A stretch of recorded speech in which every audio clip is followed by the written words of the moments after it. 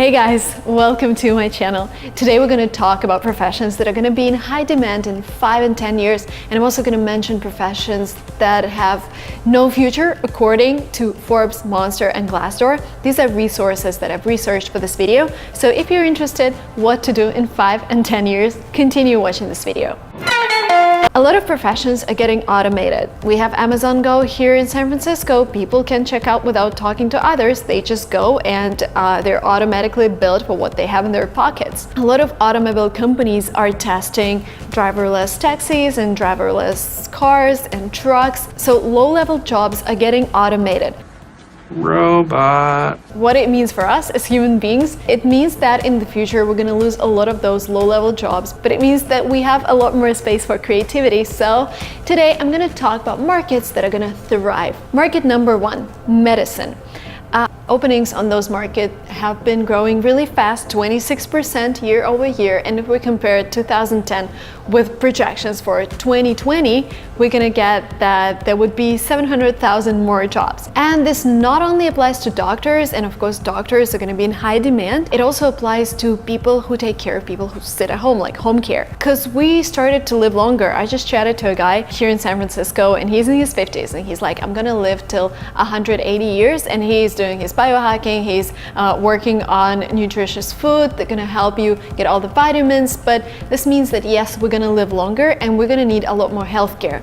Doctor. Second thing that is thriving on this market is IT in medicine. And yes, a lot of doctors' offices are getting automated. And yes, we can create some processes that are happening in our cells in a lab and watch how we can affect them. And there are also some magical things that are happening right now. There's this machine in Stanford called Da Vinci machine, and you can perform a surgery without even being there. So it kind of cuts in the human being and does whatever needs to be done. And you can have a doctor here in the United States and that machine in Africa somewhere, and the doctor from here will perform a surgery. And IT in medicine is also a huge market. It's going to reach more than $100 billion in valuation in 2020, and it's growing 50% year over year. So if you're interested in that, pursue your career there, you're going to have future 100%. Medicine. Market number 2, creative professions. As I mentioned before, a lot of jobs are getting automated. All of the creative professions are going to thrive because yes, we have AI, but it's not that developed yet. It cannot create awesome photographs, it cannot create awesome videos, it cannot edit videos, it cannot write text for you. Yes, it can do some kind of stuff, but it is not yet on a human being's level. So my dear photographers, vloggers, content creators, video editors, you're gonna have a lot of future, and also like designers, architects. There's a huge future for those professions as well. And action. Profession number 3, salespeople. At first I was surprised. There is so much technology that is automating sales. My friend here, he created a company, Chat Fuel, and they have automated bots. They're gonna sell you anything. But what research says is that we're looking for more individual care, and chatbots cannot provide that yet because again, AI is not that developed. So salespeople have awesome skills in selling stuff. Your field is growing 16% year over year. And again, if we compare 2010 to 2020, we're gonna have 700,000 more openings on those positions. Industry number 4 that is gonna need a lot of people is food industry. And yes, again, there are machines that are automating the processes in the industry. I just met a guy who created Cafe X, and this is a cafe that is automated here in San Francisco. You click a button, you get your cup of coffee, you're done. And also there was this startup in Y Combinator that created a machine that did sandwiches, but I think they shut it down. Anyways, there's this trend that some of the basic jobs are automated in the food industry, but there is also a trend that people are making more money.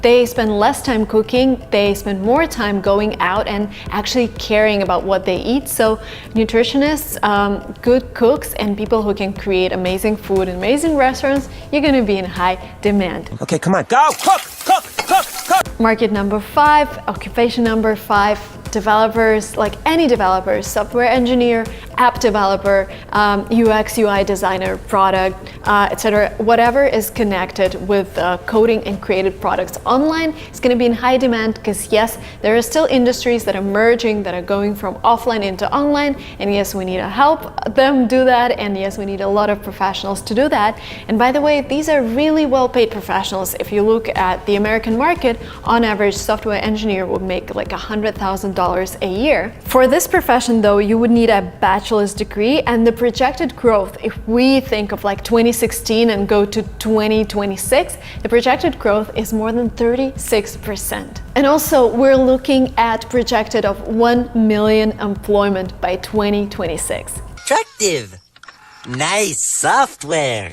Market number 6, and this is the market where I'm in, is education, and I would concentrate on post-secondary education, meaning that people are learning languages, people are learning different skills, and I think this traditional education, when we just go to classes and follow the curriculum that is already set by somebody else, is fading away. Think of Finland. They've created this new school concept where kids don't just go to classes that teachers tell them to attend, they select what they want to do. If they want to sing, they can sing the whole day. If they want to construct something, then the school will provide resources for that.